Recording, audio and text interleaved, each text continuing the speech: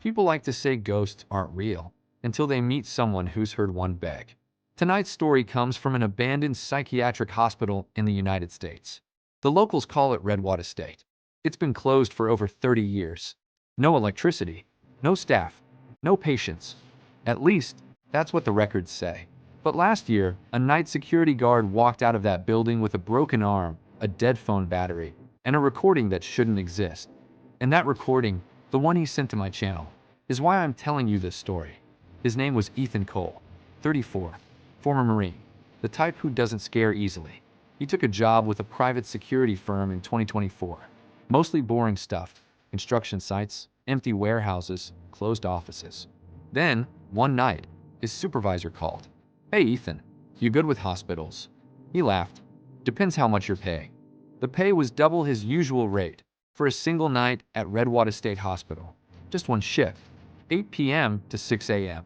Walk the interior, check for trespassers, make sure no kids are sneaking in to film TikToks, they told him. They didn't mention the rest. The building looked worse in person. Redwater sat on a hill, half swallowed by trees. Most of the windows were either boarded up or shattered. Rust streaked down the walls like dried blood. The front door was chained, so Ethan had to enter through a side service entrance where a padlock had been recently cut. Inside, the air was thick. Mold, dust, and something else. The smell of rooms that had seen too much. Ethan wasn't superstitious, but even he admitted later. The moment I stepped in, it felt like I was walking into someone's memory. He started on the ground floor. Long corridors, patient rooms on either side. Peeling paint dropped in flakes like dirty snow. He did what all board guards do. He started talking into his phone. "Ethan, Redwater State, 2113 hours. No visible intruders. Just a whole lot of asbestos." He recorded audio notes, partly for evidence, partly so he didn't feel so alone. That's important, because later, that audio becomes the only proof of what happened. Near the end of the main corridor, he found the elevator. It was dead, no power to the building.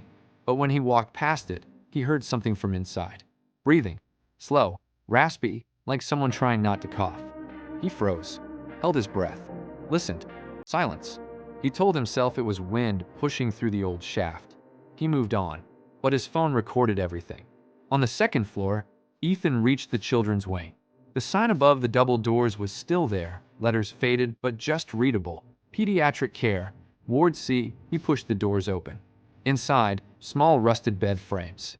A wheelchair. A child's shoe lying alone in the middle of the floor. He walked between the beds, sweeping his flashlight side to side. "Ethan, Ward C clear. No signs of forced entry. Just creepy as hell." Something about this room got under his skin. Like someone short and small was standing right behind him, just out of reach of the light. He decided he'd had enough of Ward C and headed back to the main corridor. That's when his radio crackled. Except his radio was off. Battery pack removed. He'd taken it out earlier because it kept making random noise. The sound wasn't coming from his belt. It was coming from his phone. Ethan pulled out his phone. The recording app was still running, but now, the waveform spiked on its own, even though he wasn't speaking. He played back the last few seconds. His voice came through first, from a minute earlier. "Ethan, Ward C clear. No signs of forced entry. Just creepy as hell." Then a second voice. Soft. Female. Right next to the microphone, even though no one was beside him. Unknown voice. "Don't leave us." Ethan stopped walking. Every hair on his arm stood up. He replayed it. It was still there. "Don't leave us." He did what most of us would do. He tried to explain it away. Old system interference. Some previous recording mixed in. Audio glitch. He told himself anything except the most obvious answer. By midnight, Ethan had checked most of the building, except the fourth floor. The upper levels had been used for long-term treatment. Back when Redwater State was still open, that phrase meant something very different to what it does now. As he climbed the stairs, his flashlight flickered. He stepped onto the fourth floor and immediately noticed something strange. Every door was closed. All except one. Room 413. The door was slightly open, just enough for darkness to spill out. He checked the handle. Ice-cold metal. "Ethan, all right for 13. Let's see what you've got." He pushed the door. Inside, the room was almost empty. Bed frame, a metal chair, and on the wall, scratched over and over into the plaster, the same word repeated. stay. Hundreds of times. Overlapping. Some carved so deep they'd hit the concrete underneath. Ethan lifted his phone again. He decided to make a voice note. Ethan, Redwater, room 413. Someone's done a number on the walls in here. Lots of stay messages. If this is a prank, it's a committed one. He lowered the phone. Listened. There it was again. Breathing. Behind him this time. But when he turned, the room was empty. Ethan didn't scare easily. But even he admitted later. That was when I started talking to the room. He raised his voice. Ethan, if someone's in here, you need to come out now. I'm armed. He wasn't. No answer. Just the hum of wind through the cracked window. He decided to check the bathroom, a small door on the side of 413. He stepped towards it. That's when something grabbed his wrist. Not a light brush. Not a draft. Fingers. Cold. Thin.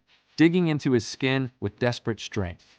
He yanked his arm back, stumbled, hit the side of the metal bed frame, and crashed to the floor. The pain shot up his arm. He was pretty sure he heard a crack. He scrambled for his flashlight, heart racing. The room was empty. Absolutely empty. But his wrist had red marks in the shape of fingers. He grabbed his phone off the floor. The screen was cracked, but the recording app was still running. He hit stop and immediately played back the last minute. He heard himself talking. He heard the scrape of his shoes. He heard the impact as he fell. And then, something new. Hundreds of whispers, layered on top of each other, like a crowd pressing against a door. One stood out. Female again, right by the microphone. Unknown voice. You said you'd stay. Another voice, deeper, angry. Unknown voice too. We're not done. And underneath it all, a sound like a heart monitor. Beep, beep, beep. Even though power to the building had been cut off years ago, Ethan stopped the recording. This time, he didn't try to explain it. He just ran. He made it to the stairs, down 3 flights in what felt like seconds. He didn't bother with his usual perimeter checks. Didn't log his exit. Didn't radio in. He just got to his car, threw himself in, and drove until the hospital was nothing but a memory in the rearview mirror. Later, at home, he went straight to his laptop and transferred the audio file. That's when he noticed something else. The file name. He hadn't renamed it. He'd just let the app save it automatically. It should have been something like rec_2024_11_03. Instead, the file name read, stay_with_US_413.wave. He swore he never touched the settings. The app didn't even support custom file names. But there it was. Stay_with_US_413.wave. 2 weeks later, I got an email. There was no subject line. No message. Just one attachment. Stay_with_US_413.wave. The sender's address was simple. ethan.cole.redwater@. And then the rest was blurred out by the email client like it never fully loaded. When I tried to reply, the address bounced. User does not exist. I listened to the recording with headphones on, and everything Ethan described was there. The whispers, the breathing, the heart monitor. But there was one more thing Ethan hadn't mentioned.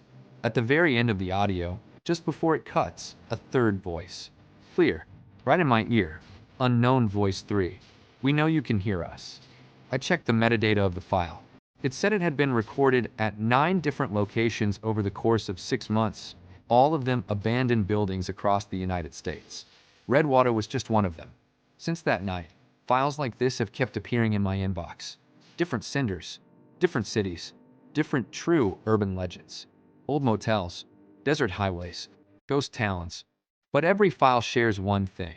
In the background noise, if you slow it down, if you filter it just right, you hear the same line. You said you'd stay. So here's what I'm going to do. I'm going to break down every location linked to this recording, one by one, episode by episode. And together, we're going to find out who, or what, is asking us to stay. If you've ever recorded something strange, if you've ever heard a voice on a tape that shouldn't be there, check your files. And whatever you do, don't answer them.